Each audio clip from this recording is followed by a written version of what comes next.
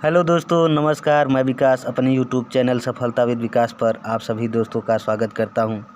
तो आज हम लाए हैं उत्तल दर्पण का उपयोग। जैसा कि आप लोग जानते हैं कि हम कहानी या ट्रिक के माध्यम से ही पढ़ाते हैं। नॉर्मल तरीके से तो सब पढ़ा लेते हैं। तो आइए देखते हैं कि किस प्रकार का कहानी है। आज आप लोग को बता दूं कि ऐसा कहानी आप कभी नहीं सुने होंगे और आप लोग का ये कहानी सुनकर दिल गदगद हो जाएगा। तो आइए देख लेते हैं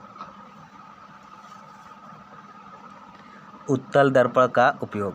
सबसे पहले हम सामान्य तरीके से आप लोग को बता दें, फिर उसके बाद अपनी कहानी के माध्यम से। अब भूलने की तो आदत ही छूट जाएगी, ये मान लीजिए।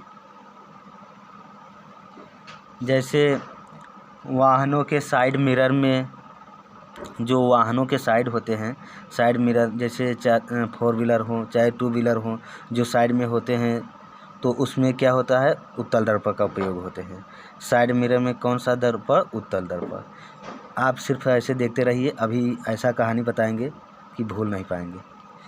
उसके बाद धूप वाले चश्मों में उत्तल दर्पण का प्रयोग होता है। जैसे कि जो डे नाइट चश्मा होता है, डे नाइट वाला, धूप वाला, उसमें उत्तल दर्पण का प्रयोग होता है।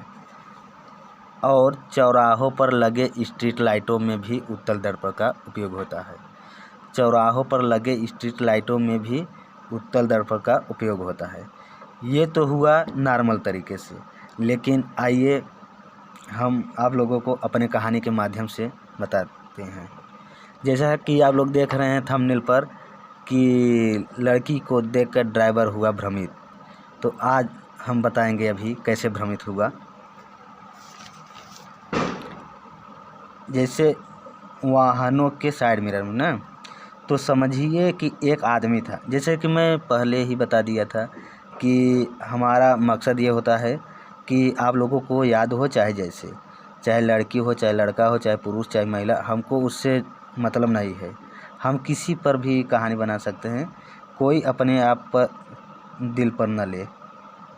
जैसे एक आदमी था, मानिए एक आदमी था और वह अपने वाहन से जा रहा था, 4 व्हीलर से जा रहा था।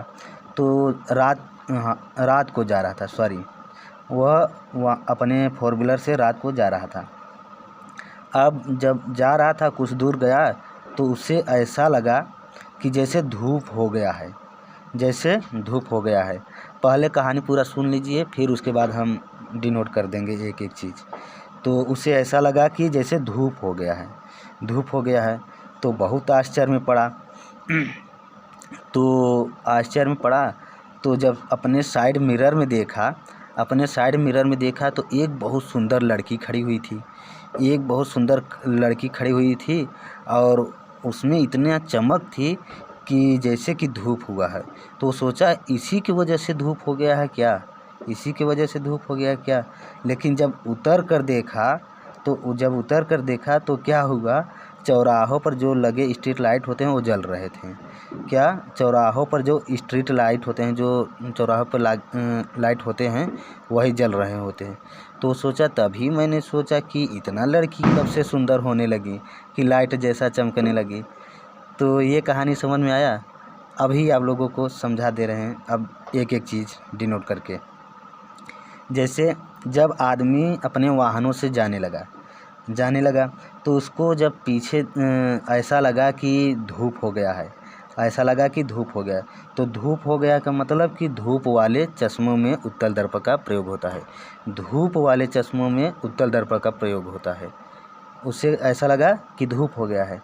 और जब अपने साइड मिरर में देखा, मतलब वाहनों के साइड मिरर में देखा, तो वाहनों के साइड मिरर में देखा, मतलब साइड मिरर, जब साइड मिरर की बात आए तो तुरंत दिमाग में आना चाहिए। तो वाहनों के साइड मिरर में भी उत्तल दर्पण का उपयोग होता है।